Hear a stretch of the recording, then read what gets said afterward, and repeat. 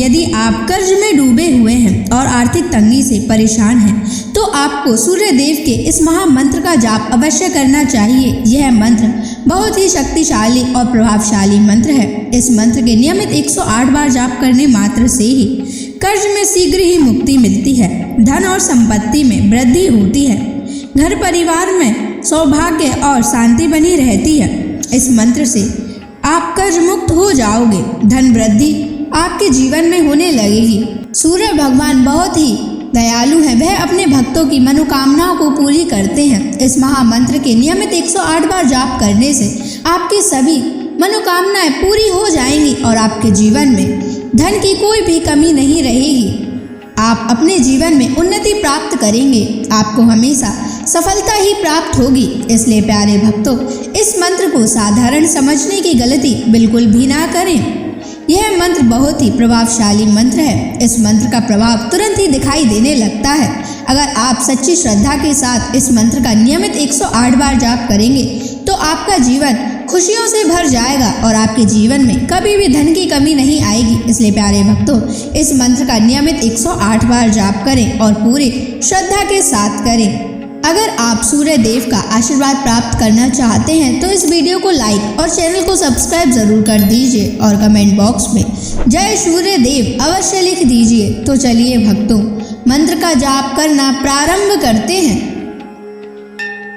ओम ह्रीं श्रीं सूर्याय सहस्र तेजसे महाधन प्रदायकाय नमः।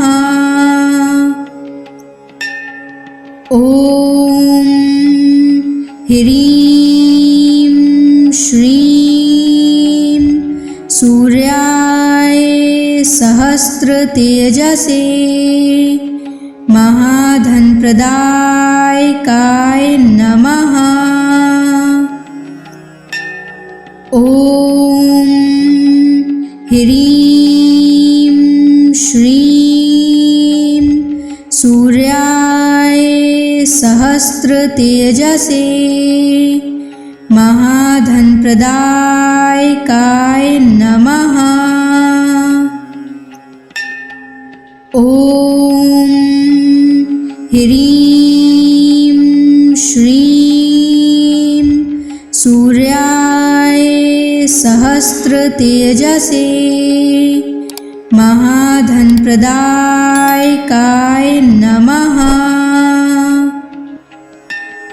ओम ह्रीं श्रीं सूर्याय सहस्र तेजसे महाधन प्रदायकाय नमः।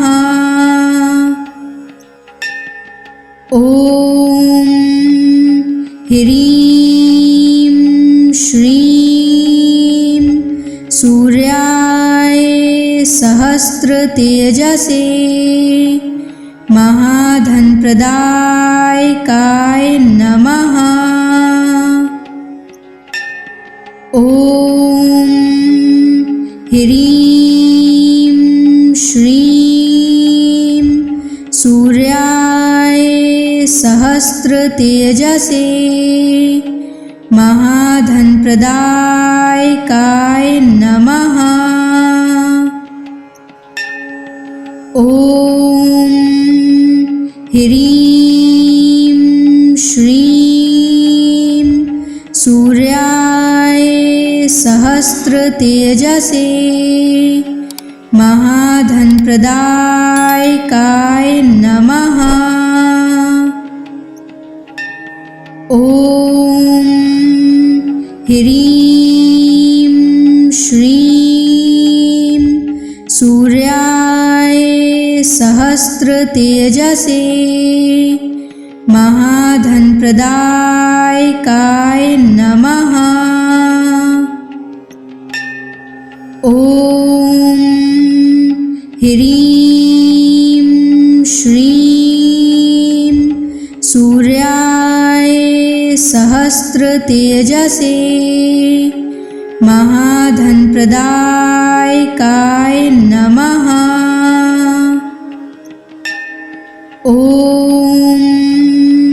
ह्रीं श्रीं सूर्याय सहस्रतेजसे महाधनप्रदायकाय नमः। ॐ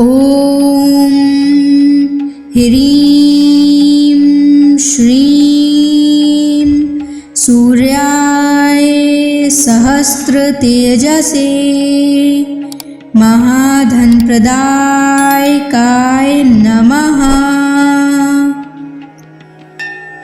ॐ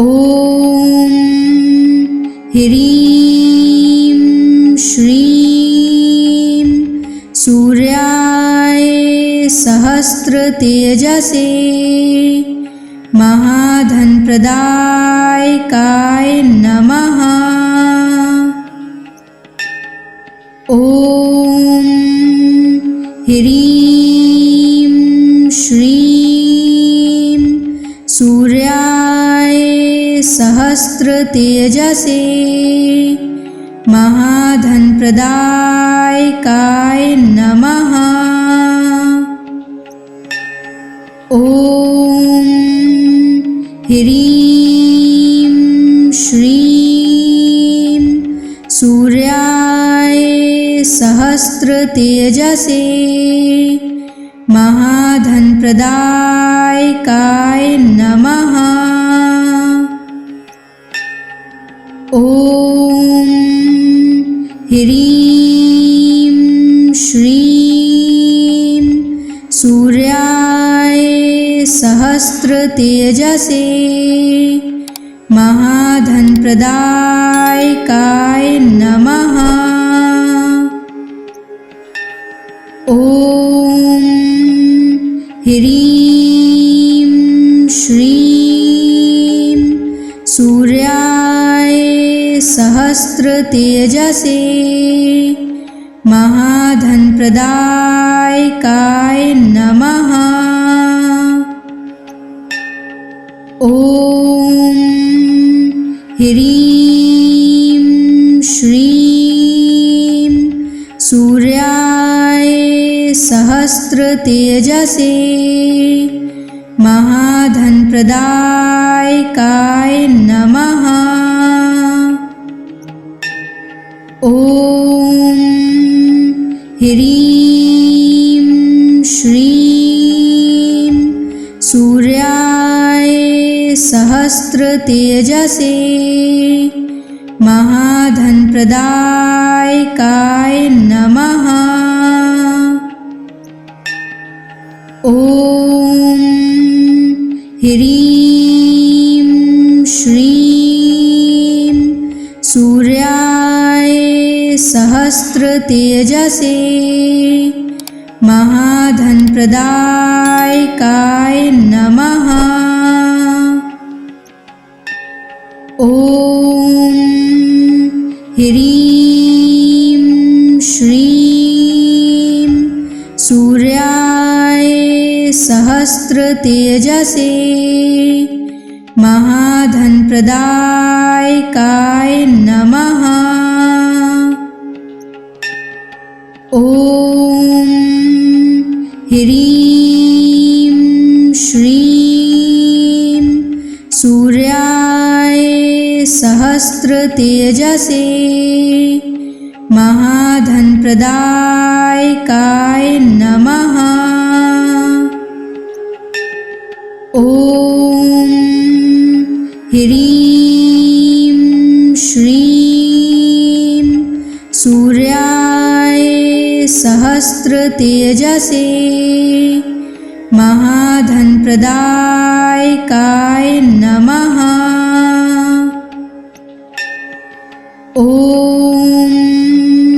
ह्रीं श्रीं सूर्याय सहस्रतेजसे महाधनप्रदायकाय नमः। ॐ ह्रीं श्रीं सूर्याय सहस्रतेजसे महाधनप्रदायकाय नमः। ॐ ह्रीं श्रीं सूर्याय सहस्रतेजसे महाधनप्रदायकाय नमः। ॐ ह्रीं श्रीं सूर्याय सहस्रतेजसे महाधनप्रदायकाय नमः। ॐ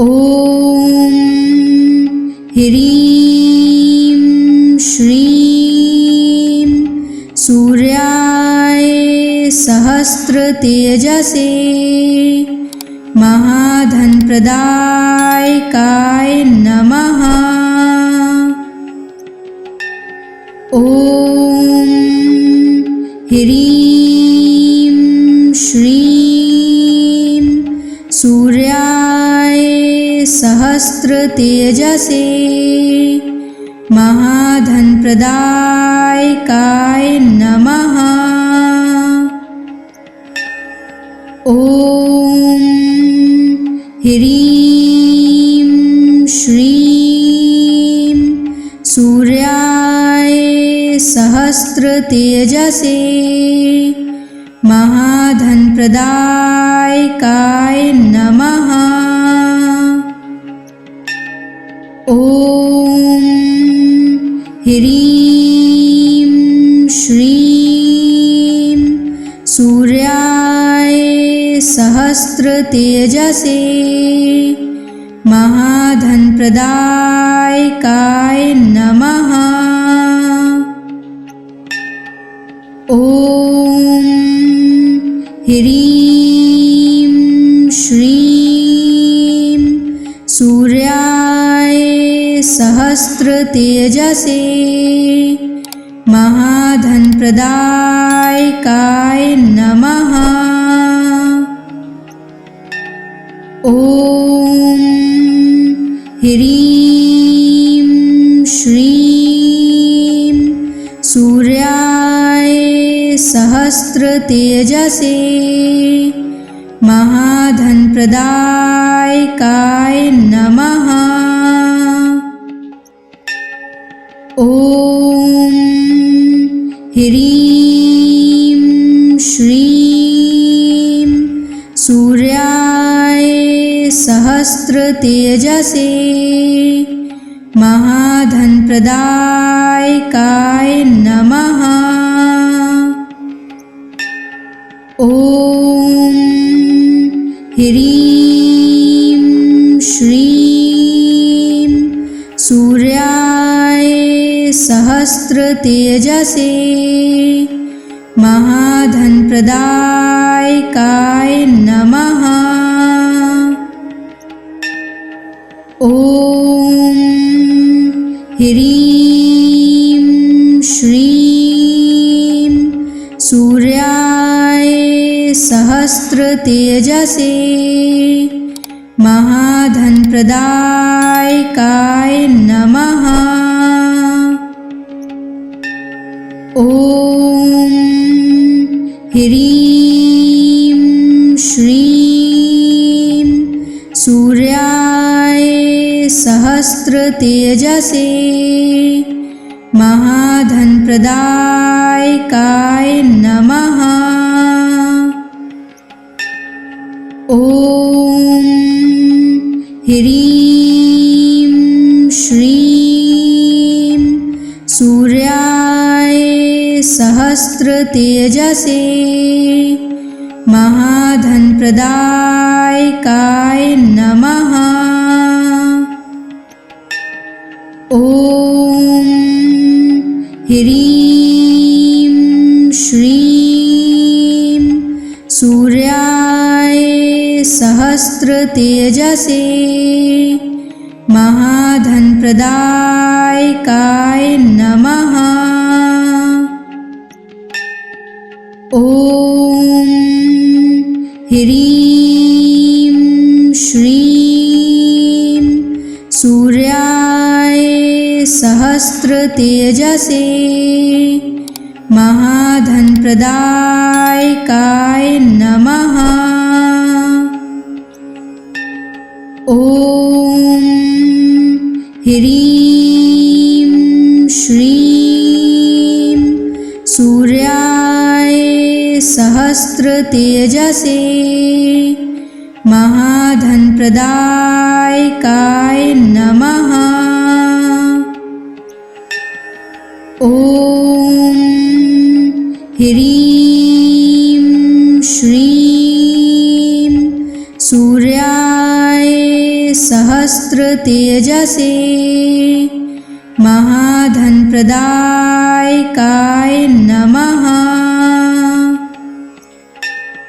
ॐ ह्रीं श्रीं सूर्याय सहस्त्रतेजसे महाधनप्रदायकाय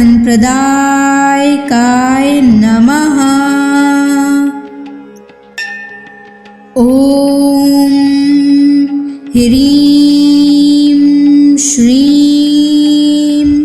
सूर्याय सहस्त्रतेजसे महाधनप्रदायकाय नमः। ॐ ह्रीं श्रीं सूर्याय सहस्त्रतेजसे महाधनप्रदायकाय नमः। ॐ ह्रीं श्रीं सूर्याय सहस्त्रतेजसे महाधनप्रदायकाय नमः। ॐ ह्रीं श्रीं सूर्याय सहस्त्रतेजसे महाधनप्रदायकाय नमः। ॐ ह्रीं श्रीं सूर्याय सहस्त्रतेजसे महाधनप्रदायकाय नमः। ॐ ह्रीं श्रीं सूर्याय सहस्त्रतेजसे महाधनप्रदायकाय नमः। ॐ ह्रीं श्रीं सूर्याय सहस्त्रतेजसे महाधनप्रदायकाय नमः। ॐ ह्रीं श्रीं सूर्याय सहस्त्रतेजसे महाधनप्रदायकाय नमः। ॐ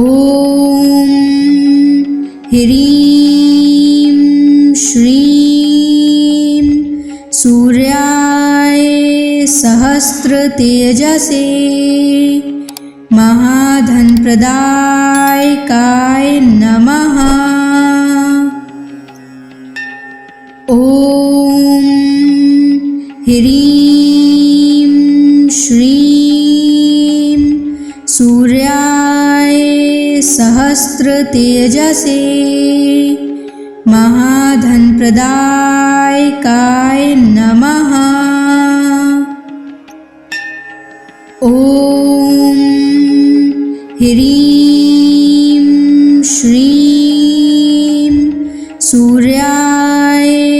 सहस्रतेजसे महाधनप्रदायकाय नमः। ॐ ह्रीं श्रीं सूर्याय सहस्रतेजसे महाधनप्रदायकाय नमः। ॐ ह्रीं श्रीं सूर्याय सहस्रतेजसे महाधनप्रदायकाय नमः। ॐ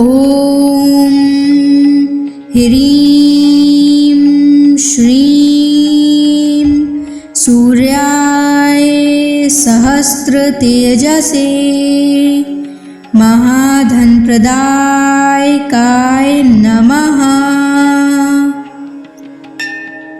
ॐ ह्रीं श्रीं सूर्याय सहस्रतेजसे महाधनप्रदायकाय नमः। ॐ ह्रीं श्रीं सूर्याय सहस्रतेजसे महाधनप्रदायकाय नमः। ॐ ह्रीं श्रीं सूर्याय सहस्रतेजसे महाधनप्रदायकाय नमः। ॐ ह्रीं श्रीं सूर्याय सहस्रतेजसे महाधनप्रदायकाय नमः। ॐ ह्रीं श्रीं सूर्याय सहस्रतेजसे महाधनप्रदायकाय नमः। ॐ ह्रीं श्रीं सूर्याय सहस्रतेजसे महाधनप्रदायकाय नमः। ॐ ह्रीं श्रीं सूर्याय सहस्रतेजसे महाधनप्रदायकाय नमः। ॐ ह्रीं श्रीं सूर्याय सहस्रतेजसे महाधनप्रदायकाय नमः। ॐ ह्रीं श्रीं सूर्याय सहस्रतेजसे महाधनप्रदायकाय नमः। ॐ ह्रीं श्रीं सूर्याय सहस्रतेजसे महाधनप्रदायकाय नमः। ॐ ह्रीं श्रीं सूर्याय सहस्रतेजसे महाधनप्रदायकाय नमः। ॐ ह्रीं श्रीं सूर्याय सहस्रतेजसे महाधनप्रदायकाय नमः। ॐ ह्रीं श्रीं सूर्याय सहस्रतेजसे महाधनप्रदायकाय नमः। ॐ ह्रीं श्रीं सूर्याय सहस्रतेजसे महाधनप्रदायकाय नमः। ॐ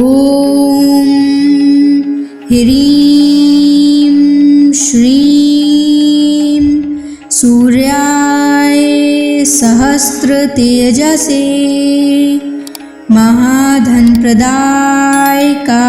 नमः। ॐ ह्रीं श्रीं सूर्याय सहस्रतेजसे महाधनप्रदायकाय नमः। ॐ ह्रीं श्रीं सूर्याय सहस्रतेजसे महाधनप्रदायकाय नमः। ॐ ह्रीं श्रीं सूर्याय सहस्रतेजसे महाधनप्रदायकाय नमः। ॐ ह्रीं श्रीं सूर्याय सहस्रतेजसे महाधनप्रदायकाय नमः।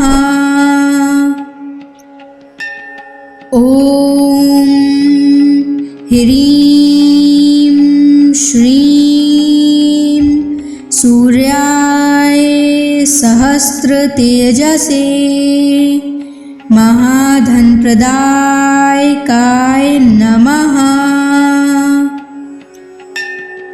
ॐ ह्रीं श्रीं सूर्याय सहस्रतेजसे महाधनप्रदायकाय नमः। ॐ ह्रीं श्रीं सूर्याय सहस्रतेजसे महाधनप्रदायकाय नमः।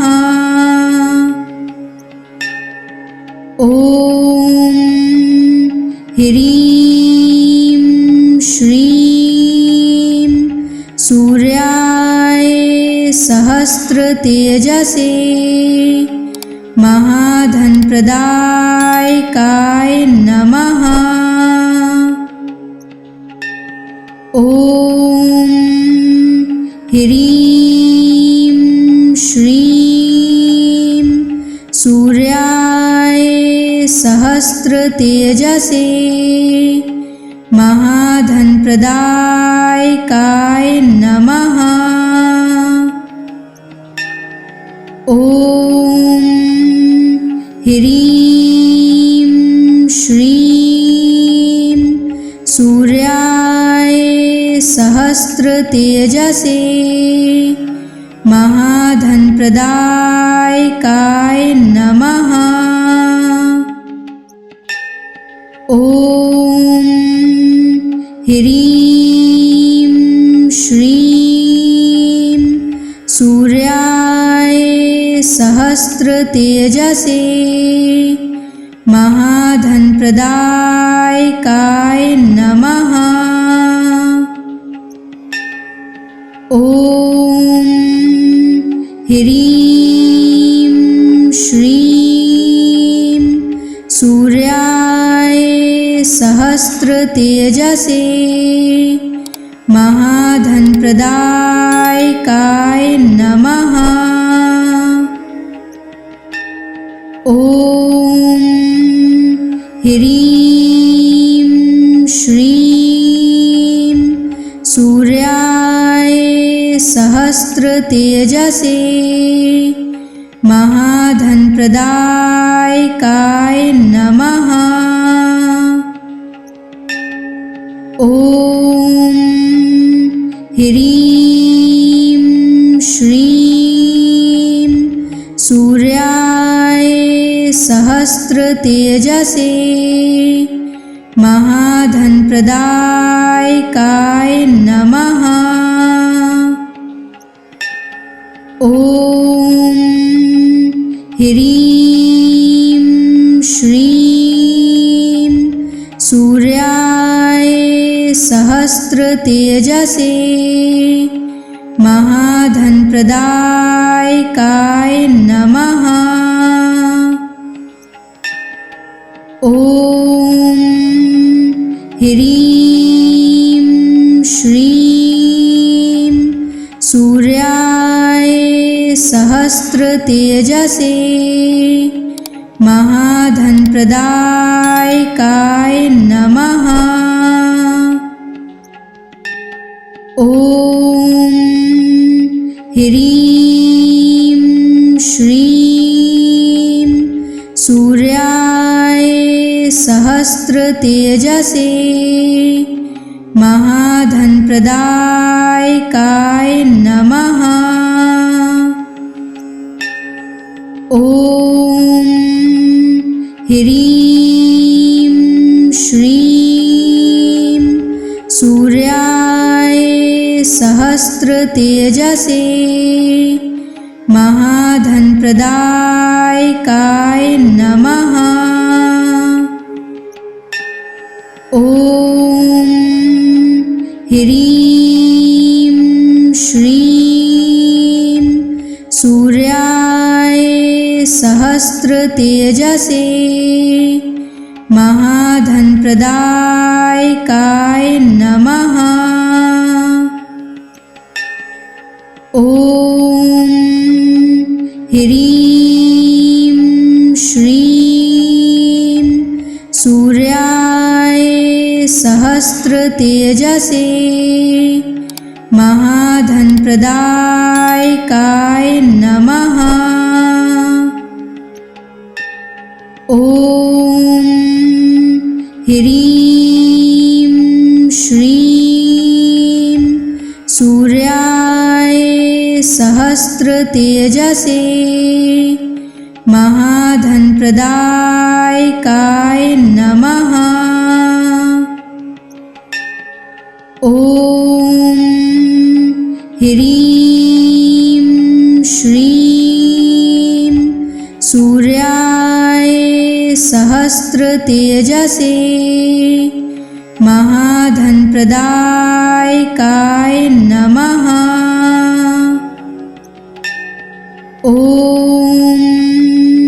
ह्रीं श्रीं सूर्याय सहस्रतेजसे महाधनप्रदायकाय नमः। ॐ ह्रीं श्रीं सूर्याय सहस्रतेजसे महाधनप्रदायकाय नमः। ॐ ह्रीं श्रीं सूर्याय सहस्रतेजसे महाधनप्रदायकाय नमः। ॐ ह्रीं श्रीं सूर्याय सहस्रतेजसे महाधनप्रदायकाय नमः। ॐ ह्रीं श्रीं सूर्याय सहस्रतेजसे महाधनप्रदायकाय नमः। ॐ ह्रीं श्रीं सूर्याय सहस्रतेजसे महाधनप्रदायकाय नमः। ॐ ह्रीं श्रीं सूर्याय सहस्रतेजसे महाधनप्रदायकाय नमः। ॐ ह्रीं श्रीं सूर्याय सहस्रतेजसे महाधनप्रदायकाय नमः। ॐ ह्रीं श्रीं सूर्याय सहस्रतेजसे महाधनप्रदायकाय नमः। ॐ ह्रीं श्रीं सूर्याय सहस्रतेजसे महाधनप्रदायकाय नमः। ॐ ह्रीं श्रीं सूर्याय सहस्रतेजसे महाधनप्रदायकाय नमः। ॐ ह्रीं श्रीं सूर्याय सहस्रतेजसे महाधनप्रदायकाय नमः। ॐ